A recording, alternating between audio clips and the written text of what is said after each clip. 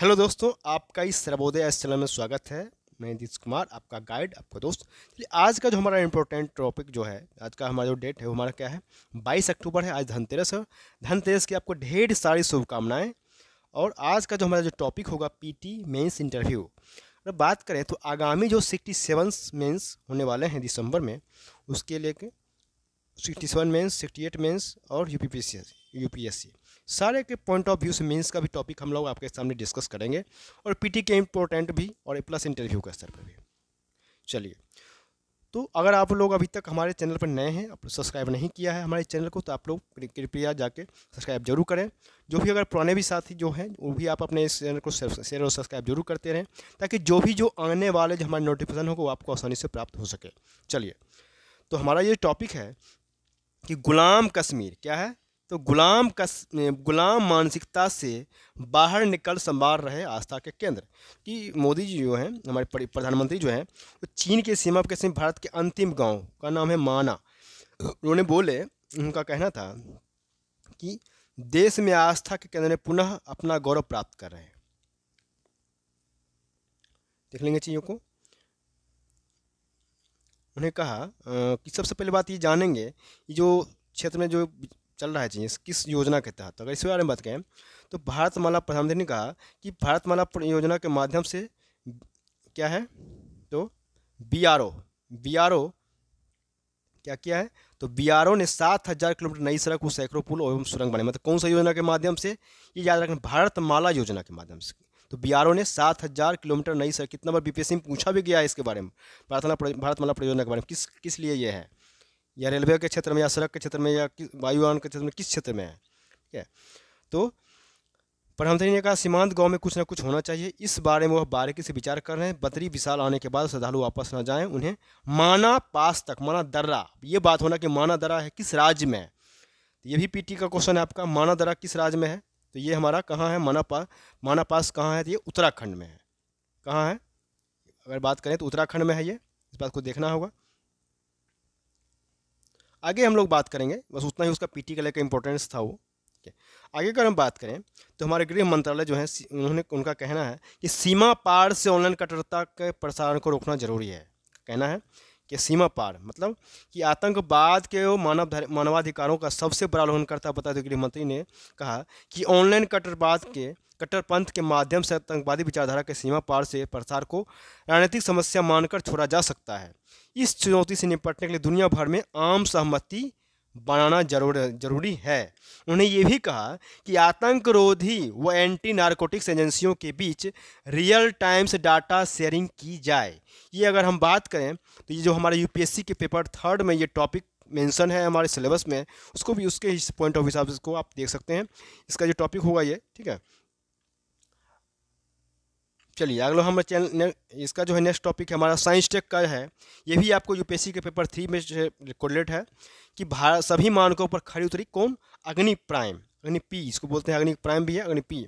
सबसे पहले अगर बात करें इस मामले में कि ये सबसे पहले ये कहाँ से लॉन्च किया गया, परीक्षण किया गया है, तो उड़ीसा के चांदीपुर, उड़ीसा के चांदीपुर, अगर बात करें चांदीपुर है कहाँ, तो ये उड़ीसा में चांदीपुर में कहाँ पर, तो स्थित वहाँ है अब्दुल कलाम द्वीप से परमाणु आयुध ले जाने में सक्षम स्वदेशी बैलिस्टिक मिसाइल का अग्नि प्राइम का परीक्षण किया, सफल परीक्षण किया गया।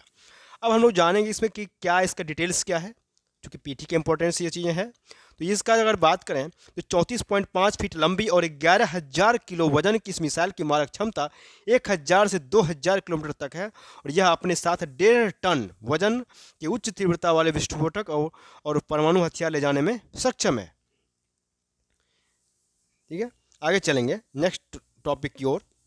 तो ये आरबीआई का टॉपिक है, ये आपका इकोनॉमिक्स पेपर 3 का क्वेश्चन है। ऐसे भी आपका इकोनॉमिक्स का जो सिलेबस है यूपीएससी का पेपर 3 या बीपीएससी का पेपर 2 में, तो क्या कहते हैं, इकोनॉमिक्स के सिलेबस में आपको आरबीआई के गाइडलाइंस के बारे में जानना है कि आरबीआई का क्या क्या कार्य क्या है, किस तरह से काम करती है, उसके क्या कहते हैं, कौन कौन से सदस्य हैं, उसका कार्यकाल क्या है, सारा चीज़ें ये आपको पढ़ना है, सिलेबस में पढ़ना भी है। इसके बारे में अगर हम जानें कि क्या कर रहा है, कुछ राज्य हैं तो क्या कर रहे हैं, तो कोरोना के बाद कुछ राज्यों की वित्तीय स्थिति जगमगाई थी, लेकिन आंध्र प्रदेश, तेलंगाना, पंजाब, राजस्थान जिस तरह से आरबीआई की स्पेशल ड्राइंग फैसिलिटी जो है एसडीएफ, इसके तहत प्रतिभूतियों को बंधक रखकर राज्यों को विशेष कार्य के लिए कर्ज दी जाती है तो उसका इस्तेमाल कर रहे हैं पर वह सवाल खड़ा कर रहा है। ठीक है, इसी में अगर बात करेंगे कि क्या है, तो सर कहा जा रहा है कि सामान्य तौर पर एसडीएफ का इस्तेमाल पहले जो है राज्य कभी कभार आपातकालीन परिस्थितियों में ही करते रहे हैं, लेकिन चालू वित्त वर्ष के दौरान इन चारों राज्यों ने इसका कुछ ज़्यादा ही फायदा उठाया है। और इसी में बात करें कि का बात की जाए कि कई राज्य वित्तीय चुनौतियों के बावजूद उक्त सुविधाओं के तहत कर्ज नहीं ले रहे हैं। इसमें गुजरात, बिहार और तमिलनाडु का खासतौर पर नाम लिया गया है। तो कहा जा रहा है कि बिहार ने तो वर्ष 2017 के बाद आरबीआई की किसी नकद प्रबंधन सुविधा का इस्तेमाल ही नहीं किया है। बिहार के बारे में रिपोर्ट में ये कहा गया है कि वह अपने राजस्व केंद्र से मिलने वाले हिस्सा और बाजार से ली गई उधारी से ही काम चला लेता है। बार बार कोई राज्य अगर आरबीआई की नकद प्रबंधन सुविधा के तहत कर्ज लेता है तो उसके खराब वित्तीय प्रबंधन का पता चलता है। तो कौन सा राज्य है नहीं ले रहा है कर्ज, तो उसका नाम है बिहार, गुजरात और तमिलनाडु। ठीक है, आगे बात करेंगे इसमें इसका क्या है कि अगर इसमें बात करें 3 तरह से वित्तीय सुविधा देता है आरबीआई, मतलब वित्तीय सुविधाएं जो आरबीआई देता है कितनी तरह से, ये 3 तरह से। कौन कौन से हैं इसके बारे में इंपॉर्टेंट आपको इसको नोट कर लेना चाहिए कि आरबीआई मुख्य तौर से राज्यों को 3 माध्यमों से वित्त सुविधा प्रदान कराता है। इसमें अगर बात करें तो एसडीएफ का भी बताए थे आपको, वेज एंड मीन्स, एडवांस और ओवरड्राफ्ट। यह तीनों सुविधा जो है राज्यों को आपातकालीन परिस्थितियों में तात्कालिक तौर पर नगद प्रवाह प्रबंधन में मदद के लिए दी गई है। कई बार जब राजस्व व व्यय में काफ़ी अंतर आ जाता है तो राज्य इन तीनों व्यवस्थाओं का इस्तेमाल करते हैं। इस चीज़ को पॉइंट को आप नोट कर सकते हैं। ये चीज़ें आपको मेंस वगैरह में या पीटी वगैरह में काम का आएगा, इसको आप नोट्स बनाना जरूरी है इस टॉपिक पे। आगे अगर बात करें हम नेक्स्ट टॉपिक का, जो हमारा है आपका एग्जाम के पॉइंट ऑफ व्यू से, तो होगा हमारा बिल्किस बानो। ये आपका पॉलिटी का सेकंड पेपर है, यूपीएससी का सेकंड पेपर, बीपीएससी का सेकंड पेपर। उसमें ये चीज़ें मेंस के तौर पे भी आ सकता है, चीज़ें क्यों चर्चा में था, या इंटरव्यू भी अगर कोई आगामी कोई इंटरव्यू है तो उससे ये क्वेश्चन पूछा जा सकता है या पूछा भी गया होगा। यूपीपीएससी का इंटरव्यू हुआ है, फाइनल रिजल्ट आया है उसमें लिए। ठीक है, चलिए इसमें अगर बात करें स्टार्टिंग का पीरियड पहले हम जान लें कि गुजरात में वर्ष 2002 में हुए दंगों के दौरान बिल्किस बानो के साथ सामूहिक दुष्कर्म और उनके परिवार के 7 सदस्यों की हत्या के मामले में सुप्रीम कोर्ट जो है महिलाओं के एक संगठन की नई याचिका पर सुनवाई करने को तैयार हो गई है। और क्या है, national federation of Indian women की याचिका में बिल्किस बानो मामले के दोषियों को सजा माफ करने के फैसले को चुनौती दिया गया है। ये चीज़ें हैं। इसमें अगर आगे बात करें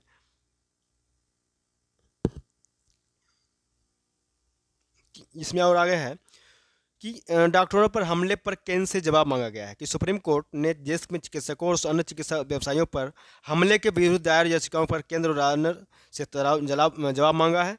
मुख्य न्यायाधीश उदय उमेश ललित और जस्टिस बेला एम त्रिवेदी ने Delhi doctors forum, Indian medical association और डॉक्टर श्रीत कुमार उपाध्याय की याचिकाओं पर नोटिस जारी किया है। याचिका में कहा गया है कि देश में डॉक्टरों पर हमले बढ़ते जा रहे हैं, इसके उपाय करने के लिए केंद्र सरकार और संबंधित एजेंसियों से जवाब मांगा गया। ये सब चीज़ आप जानकारी ले लेंगे, पढ़ लेंगे, चीज़ टॉपिक है। और हमारा जो अगला मेन टॉपिक है संयुक्त और पारस्परिक होना चाहिए, पारस्परिक होना चाहिए अंतर्राष्ट्रीय सहयोग। ये भी आपका पेपर 2 में ही आएगा, यूएनओ वाला टॉपिक है। ये बीपीएससी के आगामी जो एग्जाम होने वाले हैं उसमें भी बहुत सारे क्वेश्चन इसमें आ चुके हैं आपको सेकंड पेपर में, बीपीएससी के सेकंड पेपर में।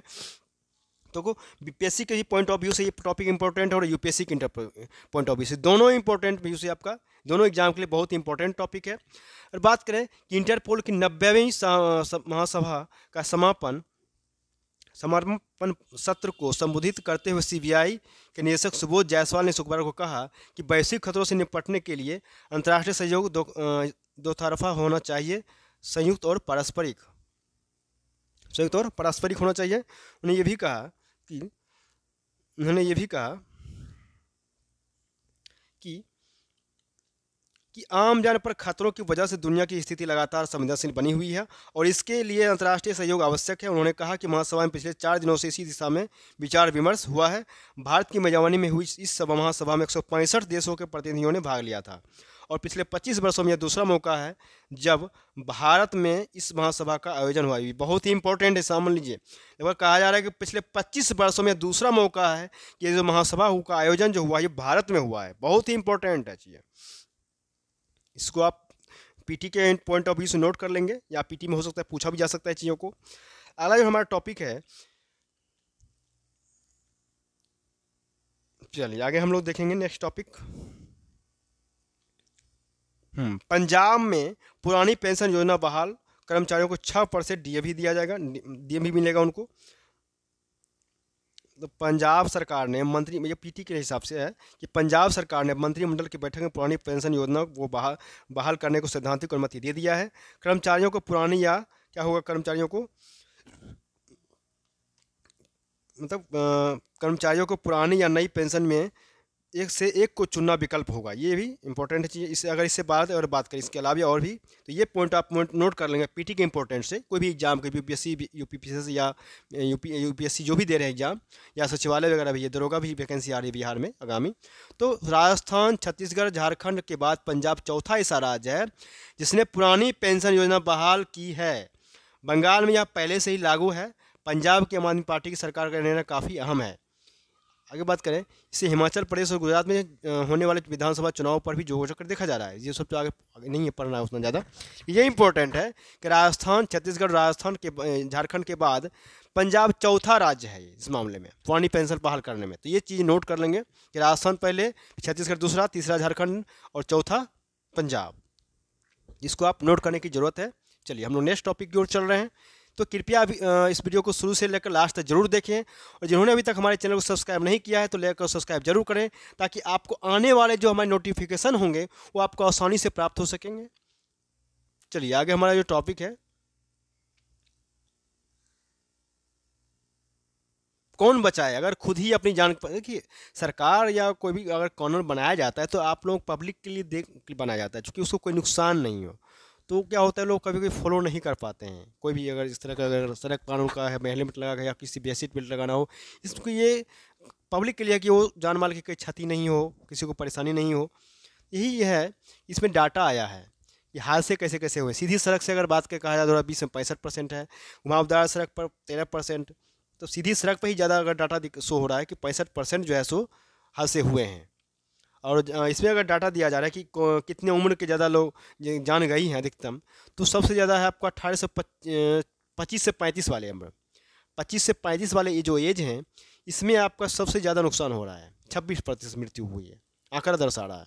नौजवान के ही सबसे ज़्यादा जवान गंवा रहे हैं। सबसे कम अगर देखा जा रहा है तो 18 वर्ष से कम और 60 वर्ष से अधिक, ये हमारा डाटा है। तो ये चीज़ें आपको फॉलो करना ज़रूरी है, क्योंकि सबके लिए, पब्लिक के लिए कानून बनाया जाता है, सरकार बनाती है ताकि कोई तरह का नुकसान नहीं हो, लेकिन लोग मानते नहीं हैं। ठीक है, इसको फॉलो करना ज़रूरी होता है। यह सच है कि रोजाना सैकड़ों की संख्या में होने वाली सड़क दुर्घटनाओं में रोड इंजीनियरिंग से लेकर सुरक्षा कानूनों की सख्ती से पालन नहीं कराने जैसे कई कारण शामिल होते हैं, लेकिन सबसे बड़ी सच्चाई ये है कि हमें खुद की और दूसरों की परवाह नहीं है। यही वजह है कि हाईवे पर जगह जगह लगे साइन बोर्ड स्पीड थ्रिलर्स का पर किल्स को हमेशा नज़रअंदाज करते हैं। हमें सड़कों पर लगे गुप्त कैमरों को चकमा देने में मज़ा आता है। लोग क्या करते हैं, चकमा देके निकल जाते हैं, पुलिस को चकमा देके निकल जाते हैं। ये चीज़ गलत है चीज़ें। या गलत साइड से सड़क पार करते वक्त हमें इसका एहसास ही नहीं होता, मतलब गलत साइड से भी हम लोग सड़क पार कर लेते हैं या गाड़ी घुमा लेते हैं। ये चीज़ें सही नहीं है, ये आपको कभी भी नुकसान कर सकता है। चीज़ें इसी से बचना चाहिए। जो कि आप लोगों के लिए ये है, सरकार अपने लिए तो नहीं कर रही चुकी। ठीक है, पुलिस प्रशासन जो आपकी सुरक्षा में लगे हुए हैं, आप लोग की जान माल की सुरक्षा के लिए लगा, आप लोगों की सुरक्षा में लगे हुए हुए। ठीक है, ये गलत है चीज़ें, तो फॉलो करें। और जो भी आपके संपर्क में जो भी ऐसा कर रहे हैं तो उनको समझाइए कि ऐसा करना गलत है। ठीक है, चलिए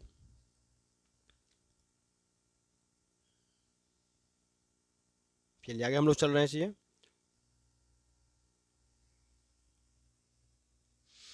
बहुत ही इंपॉर्टेंट टॉपिक है, क्रांतिकारी सिद्ध होती जा रही डीबीटी योजना जो हमारा सरकार का है। ठीक है, जिस देश में हर स्तर पर आपदा में अवसर का तलाशना जमा बड़ा हुआ है, केंद्र से भेजे गए 1 रुपये में से पूरे 100 पैसे गरीब होते जा रहे हैं, गरीब तक पहुंच रहे हैं। वैसे तो एक बड़ी उपलब्धि माना जाएगा। कहा जाए उल्लेखनीय है कि 1985 में तत्कालीन प्रधानमंत्री राजीव गांधी ने सूखा प्रभावित कलाहांडी के तौर पर कहा था कि सरकार जब भी 1 रुपया खर्च करती है तो लोगों तक 15 पैसे ही पहुँच पाते हैं। वह हिसाब से उपजे भ्रष्टाचार की बात कर रहे थे जब प्रधानमंत्री मोदी ने प्रत्यक्ष नकदी हस्तांतरण योजना डायरेक्ट बेनिफिट ट्रांसफर यानी डीबीटी को बड़े पैमाने पर शुरू किया, तब विरोधियों ने कहा था कि भारत जैसे पिछड़े राज्यों देश में यह योजना भ्रष्टाचार बढ़ाने का काम करे। लेकिन आज दुनिया इस योजना की प्रशंसा कर रही है। यह विडंबना है कि यह विडंबना भारत का है कि विश्व बैंक और अंतर्राष्ट्रीय मुद्रा कोष डीबीटी एवं खाद्य सुरक्षा योजना की प्रशंसा कर रहे हैं, तो दूसरी ओर वैश्विक भुखमरी सूचकांक भारत को पिछले साल की तुलना में 7 पैदा नीचे दिखाया जा रहा है। यह इस विडंबना का कारण यह है कि भुखमरी सूचकांक जिन 4 संकेतक के आधार पर तैयार किया जाता है उनमें से 3 बच्चों से जुड़े हुए हैं, जो संपूर्ण आबादी की जानकारी नहीं देता है। चौथा और सबसे महत्वपूर्ण सूचकांक कुल जनसंख्या में कुपोषण आबादी का है, कुपोषण जो आबादी का है। इस सूचकांक में भी 138 करोड़ वाले देश में मात्र 3000 लोगों के आधार पर तय किया गया। इसी कारण भारत सरकार ने इस रिपोर्ट को सिरे से नकार दिया। रिपोर्ट में जिस श्रीलंका को 64वें पायदान पर रखा गया, वहां आर्थिक उथल पुथल के बीच भारत द्वारा भेजी गई खाद्य सामग्रियों से ही स्थिति नियंत्रण में आई है। इसे रिपोर्ट की विश्वसनीयता पर भी आप सवाल उठने लगे हैं। ठीक है। और मोदी सरकार ने सार्वजनिक वितरण प्रणाली में बड़े पैमाने पर सुधार किया है, जिससे राशन प्रणाली के अनाज की कालाबाजारी तस्करी थम गई है। इसे विश्व बैंक के अध्यक्ष डेविड मालपास ने भी स्वीकार किया, उन्होंने भी इसको स्वीकार किया है। और उसके अनुसार कोविड-19 महामारी के दौरान भारत ने गरीब और जरूरतमंद लोगों को जिस प्रकार समर्थन दिया वह असाधारण है। गरीब एवं पारस्परिक समृद्धि नामक रिपोर्ट जारी करते हुए डेविड मालपास ने कहा कि अन्य देशों को व्यापक सब्सिडी के बजाय भारत की तरह लक्षित नगद हस्तांतरण जैसा कदम उठाना चाहिए। डेविड मालपास ने यह भी कहा कि महामारी की सबसे बड़ी कीमत गरीब और कमजोर लोगों को चुकानी पड़ रही है। इसको आप देख लेंगे, चीज़ों को बहुत इंपॉर्टेंट सेक्शन है। अब बात करेंगे डीबीटी के जरिए क्या हो। डीबीटी के जरिए जो है आपका 85% परिवारों और शहरी क्षेत्र में 69% परिवारों को खाद्य एवं नकदी समर्थन में सफल रहा। डीबीटी योजना में जैम त्रिकोण यानी जन धन, आधार कार्ड और मोबाइल नंबर की महत्वपूर्ण भूमिका रहा है। इससे बीच में पैसा हजम करने वाले बाहर हो गए। भारत सरकार ने ये डाटा आपको इंपॉर्टेंट है, इकोनॉमिक्स का सेकंड पेपर 3rd के लिए बहुत ही इंपॉर्टेंट डाटा होगा ये, और योजना में भी ये काम आएगा आपको। क्या ये डाटा आप नोट कर सकते हैं, चाहे BPSC second paper, UPSC third paper, वहाँ भी काम आएगा ये। इसको आप नोट करना जरूरी है, चीज़ें मेंस के पॉइंट ऑफ व्यू से, पीटी में तो नहीं, मेंस के पॉइंट ऑफ व्यू से। तो भारत सरकार ने 2020-21 में के दौरान डीबीटी के माध्यम से 5.52 लाख करोड़ रुपये सीधे लाभार्थियों के बैंक में खाता में भेजे। 2020-21 में 21-22 में बढ़कर 6.3 लाख करोड़ हो गए। पर 2015 से अब तक कुल 25 लाख करोड़ डीबीटी के माध्यम से लाभार्थियों के बैंक खाते में भेजे जा चुके हैं। इसमें से 56% धनराशि पिछले 2.5 साल में हस्तांतरित किया गया, क्योंकि स्पष्ट है कि कोरोना संकट के दौरान डीबीटी जीवन रक्षक साबित हुआ है। और आज केंद्र सरकार के 53 मंत्रालयों की 319 योजनाएं जो डीबीटी से जुड़ा हुआ है। ठीक है। आगे बात करेंगे हम कि डिजिटल इंडिया के माध्यम से, ये भी डिजिटल इंडिया भी बहुत बड़ा इंपॉर्टेंट है कि डिजिटल इंडिया के माध्यम से उदाहरण प्रस्तुत किया है कि प्रौद्योगिकी का सही इस्तेमाल पूरी मानवता के लिए कितना क्रांतिकारी है। 8-10 साल पहले जन प्रमाणपत्र, बिल जमा करने, राशन, प्रवेश, रिजल्ट और बैंकों के लिए भी लाइन लगानी लगती थी, लेकिन ये सेवाएं डिजिटल होने के साथ से ही सुलभ, तेज और सस्ती हो गई है। डिजिटल इंडिया ने सरकार के नागरिकों के द्वारा और फ़ोन तक पहुंचा दिया है। 5 लाख से अधिक कॉमन सर्विस सेंटर और ग्रामीण स्टोर अब ई कॉमर्स को ग्रामीण भारत में लेकर जा रहे हैं। आगे चलेंगे। ठीक है, चलिए इसको देख लेंगे चीज़ आप। आगे चलेंगे। चलिए हमारा जो ये टॉपिक है, अब ज्योग्राफी ऑप्शनल जो है इनके पारिस्थितिकी इन्वायरमेंट एंड इकोलॉजी का है, और यूपीएससी के लिए भी होगा आपका। ये टॉपिक इंपॉर्टेंट होगा, इसको आप देख लेंगे। कहा जा रहा है कि दुनिया का जो ग्लेशियर है वो खतरे में है। ग्रीन हाउस गैसों के उत्सर्जन से बढ़ते तापमान की वजह से पिघलते ग्लेशियर न सिर्फ बाढ़ बल्कि अनियमित मौसम चक्र, हिमस्खलन, भूस्खलन, भूखमरी, सुनामी और जल संकट जैसी विपदाएं लाएंगे। बल्कि उनके पिघलने से उनमें हजारों साल से दफन घातक जो बैक्टीरिया है वो भी वायरस भी बाहर आ सकते हैं। ये कई बीमारियों का कारण बन सकता है, तबाही मचा सकता है। हाल ही में वैज्ञानिकों ने क्या किया है, तो proceeding of the royal society भी बायोलॉजिकल साइंस में प्रकाशित अध्ययन में चेताते हुए उन्होंने कहा है कि ग्रीन हाउस ने ये भी कहा है कि ग्रीन हाउस गैसों को ऐसे ही उत्सर्जन होता रहा और ग्लेशियर उसी तरह पिघलते रहे तो इनके भीतर दफन बैक्टीरिया और वायरसों से के फैलने का खतरा बढ़ जाएगा। और इन बैक्टीरिया और वायरसों से सबसे पहले समुद्री जीव संक्रमित होंगे और फिर पक्षी व अन्य स्थानीय जीव, वन्य जीव, इसके बाद मनुष्य भी संक्रमित हो सकते हैं। इसको उन्होंने रिपोर्ट जारी किया है। ग्लेशियरों के नीचे दफन वायरसों के जोखिम को के ढंग से समझने के लिए कनाडा के ओटावा यूनिवर्सिटी के आणविक जैव विज्ञानी डॉक्टर स्टीफन एरिस ब्रासो और उनके सहयोगियों ने आर्कटिक सर्किल के उत्तर में मौजूद लेक हेजन झील, जहां स्थानीय ग्लेशियरों से पिघला हुआ पानी बहता है, क्या होता है, तो ये मिट्टी और तलछटों के नमूने इकट्ठे किए गए हैं। इसको आप देख लेंगे, चाहिए ये आपको बहुत इंपॉर्टेंट है एनवायरमेंट इकोलॉजी के लिए। चलिए अब है यहाँ पे कि आपका वो जो विश्व हंगर इंडेक्स के में भी ये चीज़ें के बारे में डिस्कस किया था ये मैंने, उसके बारे में ये आपका है विश्व हंगर इंडेक्स इस बार भी भारत को बहुत नीचे दिखाया गया है। भारत को नीचे दिखाना कोई नई बात नहीं है। हंगर इंडेक्स जैसे विदेशी रिपोर्ट हो, चाहे इसे जारी करने वाले विदेशी संस्थान हो या विदेशी मीडिया हो, ये हर बात को में भारत को नीचे दिखाने का कोई मौका नहीं छोड़ते हैं। असल में विदेशी मीडिया भारत में विपक्षी दलों की तरह काम करता है। भारत में जब से नरेंद्र मोदी प्रधान बने तब से विदेशी मीडिया और संस्थानों का रवैया बदल गया। ये सरकार के लिए है चीज़ें, इसको आप पढ़ लेंगे चाहिए। आगे चलेंगे हम इकोनॉमिक्स का जो पेज है, इकोनॉमिक्स पेज में, तो इकोनॉमिक्स पेज में अगर जाएंगे तो बहुत हमारा इम्पोर्टेंट क्या है कि आधुनिक तकनीक के सहारे कृषि उत्पादकता पर बढ़ाने पर केंद्र का जोर हो रहा है। कहा जा रहा है कि सरकार कृषि क्षेत्र में आधुनिक तकनीक के सहारे उत्पादकता बढ़ाने पर पूरा जोर दे रही है। इसके लिए क्षेत्र में आजमाने वाले स्टार्टअप्स को प्रोत्साहित किया जा रहा है। सरकार जो है इसके लिए 500 करोड़ रुपये की धनराशि आवंटित किया है। कृषि मंत्रालय में कृषि सचिव की अध्यक्षता में एक अलग डिवीजन का गठन किया जाएगा। कृषि मंत्री की अध्यक्षता में उच्च स्तरीय संचालन समिति का गठन किया जाएगा जो एग्री स्टार्टअप्स की उपलब्धियों के किसानों तक पहुँचाने की ये पूरी प्रणाली की निगरानी करेगी। पहले चरण में आधुनिक तकनीक को तैयार करने का दायित्व स्टार्टअप्स को सौंपा गया है। कृषि क्षेत्र में निवेश बढ़ाने और तकनीक को किसानों तक पहुंचाने के लिए कृषि सचिव की अध्यक्षता में गठित होने वाले डिवीजन में कृषि से जुड़ी विभिन्न एजेंसियां, कृषि शिक्षा अनुसंधान संस्थान, कृषि विश्वविद्यालय प्रमुख निवेशकों के साथ संबंधित सभी पक्षकारों को शामिल किया जाएगा। यह डिवीजन सर्टिफिकेशन एजेंसियों, वित्तीय संस्थानों और कृषि विश्वविद्यालय के साथ एग्री स्टार्टअप के लिए आवश्यक सुविधा प्रदान करेगा। ठीक है, इसको देख लेंगे चाहिए। आगे चलेंगे तो और इसमें जो ऐसा कुछ कोई इम्पोर्टेंस तो नहीं है चाहिए। कहा जा रहा है कि सोना में एक वर्ष में मिला सिर्फ 4% का रिटर्न मिला है। ठीक है, जिसको आप देख लेंगे चाहिए। और आगे जो हमारा एक इम्पोर्टेंट न्यूज है वो हमारा है एक है लास्ट में हमारा एक न्यूज़ था, बहुत ही इंपॉर्टेंट न्यूज़ था। क्या आपका ये है कि छत्तीसगढ़ में विकसित कुसुम की नई प्रजातियों के बीज के तेल होंगे हृदयघात।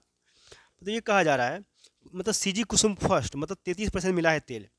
मतलब ये कहा जा रहा है कि इंदिरा गांधी कृषि विश्वविद्यालय रायपुर ने के कृषि विज्ञानों ने कुसुम भाजी की ऐसी 3 प्रजाति विकसित किया है जिसमें हृदयघात हार्ट अटैक जो रोकने की क्षमता है। कुसुम का वैज्ञानिक नाम कार्थस क्या है, कार्थमस विक्टीरियस। ठीक है, इसके फूलों के बीच से निकले तेल में ऐसे तो मिले हैं जो क्या करते हैं, दिल की बीमारियों के खतरे को कम करने का काम करते हैं। विटामिन विटामिन ए और ई टोकोफेरोल मधुमेह के रोकथाम में भी उपयोगी है। इंदिरा गांधी विश्वविद्यालय में परीक्षण के बाद भारतीय तेल संस्थान हैदराबाद में किए गए परीक्षण में विकसित की गई नई किस्म से 80% तक संतृप्त एवं असंतृप्त वसा होना पाया गया है। इसमें विटामिन एफ जो असंतृप्त वसीय अम्ल ओमेगा 3 वो ओमेगा 6 कहलाते हैं, उनकी संतुलित मात्रा मिली है। और इसमें vitamin A, vitamin E, tocopherol और विटामिन के की भी मात्रा मिली है जो मधुमेह समेत अन्य रोगों को रोकथाम में उपयोगी होता है। वर्तमान में देश में प्रतिदिन कुसुम तेल में सामान्यतः 10 से 20% ही ओमेगा 3 व ओमेगा 6 की मात्रा होती है। ये देखिए 3 तरह का कौन कौन है। सीजी कुसुम, इसको आपको नोट कर लेना चाहिए, साइंस टेक का करंट का होगा आपका, ये बहुत साइंस का है, बहुत चीज़ें हैं। जनरल सीजी कुसुम फर्स्ट, इसमें 33% मिला है तेल, 125 दिन में फसल पककर तैयार हो जाएगी। आई जी के भी कुसुम 35% मिली ही तेल की तेलीय मात्रा, 135 दिन में पैकिंग हो जाएगा। आगे है तीसरी प्रजाति है, उसका नाम तय नहीं है लेकिन वो तेलीय मात्रा मिली है जिसको 145 दिन में तैयार हो जाएगा। ये इसको आप कर लेंगे चाहिए, बहुत ही इंपॉर्टेंट, ये फायदेमंद है चाहिए। चलिए ये यहाँ पे फिर है 3 डोज वाली हेपेटाइटिस बी वैक्सीन HIV से बचाएगी। मतलब कहा जा रहा है कि HIV से पीड़ित जो मरीज हैं उनके लिए बड़ी उम्मीद की किरण नजर आई है। अध्ययन के अनुसार पता चला है कि 3 डोज वाली हेप्लिसाव बी वैक्सीन को HIV के खिलाफ बहुत ही प्रभावी पाया गया है। यह HIV पीड़ित उन वैक्सीनों को पूर्ण सुरक्षा प्रदान करती है जिनको कभी हेपेटाइटिस बी वायरस HBV रोधी टीका नहीं लगा या जिन्हें कभी संक्रमण नहीं हुआ है। क्या है HIV? HIV के बारे में अगर हम अभी पढ़ रहे हैं, HIV होता क्या है उसके बारे में जानें। HIV यानी ह्यूमन इम्यून डिफिशियंसी वायरस एक ऐसा वायरस है जो शरीर की प्रतिरक्षा प्रणाली पर हमला करता है। अगर HIV का इलाज नहीं किया जाता है तो यह एड्स को जन्म दे सकता है। वर्तमान में HIV का कोई प्रभावी इलाज नहीं है। एक बार कोई HIV से संक्रमित हो जाता है तो वह जीवन भर इससे मुक्त नहीं होता है। तो इसको आप देख लेंगे चाहिए। चलिए इसको आप देख लेंगे चाहिए। चलिए जो भी अगर हमारे चैनल पर नए हैं, उन्होंने अभी तक सब्सक्राइब नहीं किया चैनल को, तो उन्हें सब्सक्राइब जरूर कर दीजिए। और जो भी पुराने साथी हैं उनको कहना ये है कि आप लोग इसको शेयर और सब्सक्राइब जरूर करें, ताकि जो भी तैयारी कर रहे हैं उनको फ़ायदा हासिल हो और उनको कोई परेशानी नहीं हो और अच्छी गाइडेंस के तहत वो तैयारी करेंगे। चलिए तो हम लोग फिर नेक्स्ट सेशन में मिलते हैं कल। तब तक के लिए धन्यवाद और कृपया इस वीडियो को शुरू से लास्ट तक जरूर देखें। और आगे हम लोग का जो क्लास वगैरह चल रही, ज्योग्राफी ऑप्शनल, हिस्ट्री ऑप्शनल, जो LSW ऑप्शनल, GS 68 PT, सारे क्लास में अगर कोई प्रिपरेशन कर रहे हैं, इनको क्लास की ज़रूरत है तो आप क्लास ज्वाइन कर सकते हैं। आंसर राइटिंग का भी बैच स्टार्ट होने वाला है। DI में हमारे यहाँ दीपांकर सर की क्लास चल रही है, उसमें आप ज्वाइन कर सकते हैं जिनको जो मेंस देना है। तो इसके लिए नंबर आपको उपलब्ध कराया जाएगा व्हाट्सएप ग्रुप में या टेलीग्राम ग्रुप में, अगर जुड़े हुए हैं तो वहाँ से भी आपको नंबर मिल जाएगा, या नीचे भी हमारे डिस्क्रिप्शन में मिल जाएगा आपका नंबर। चलिए तो हम लोग ठीक है, फिर कल मिलते हैं, तब तक के लिए धन्यवाद।